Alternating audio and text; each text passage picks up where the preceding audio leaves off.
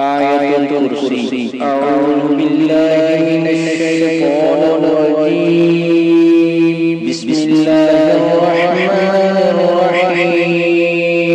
الله لا إله إلا هو الحي القيوم لا تأخذه سنة ولا نوم له ما في السماوات وما في الأرض من الذي يشفع عنده إلا بإذنه يعلم ما بين أيديهم وما خلفهم ولا يحيطون بشيء من علمه إلا بما شاء وسع كرسيه السماوات والأرض ولا يؤوده حفظهما وهو العلي